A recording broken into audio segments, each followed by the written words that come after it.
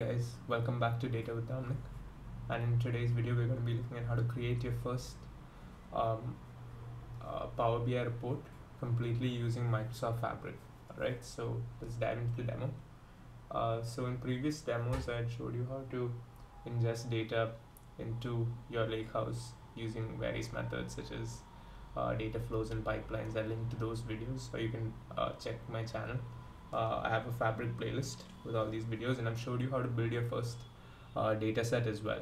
So the data set is very key when building your report, obviously. So I'm going to bring you to one of these data sets that I had created in a previous video. This is the exact same one. I'll link to that video in the top right hand corner of your screen. So if you open this data model, you can see that we've got 5 tables: customers, employees, order details, orders, products, and the like. So what we can do here is if you needed measures or anything, you can add them at this stage. I'll have a video going through that process in detail coming up, so please do subscribe. But for now we're just going to show you how to create a simple report. So you can either create a simple report using this new report button, and similarly if we go back to the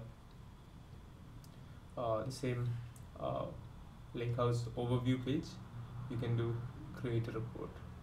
So suppose we do auto create.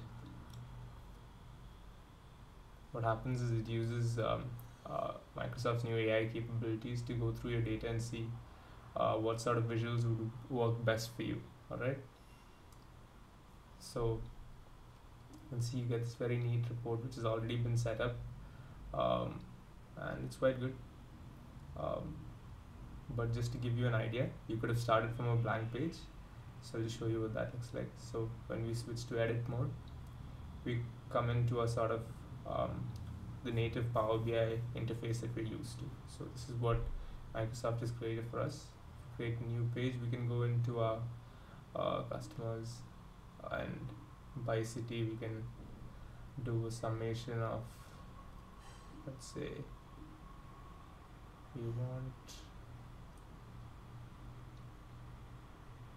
unit price, so we get a total build amount, and then we can put that in a bar graph. So yeah, you get an idea that this is really a lot of. So and you can see employees, employee ID, and as a new report we can do employee ID along with first name.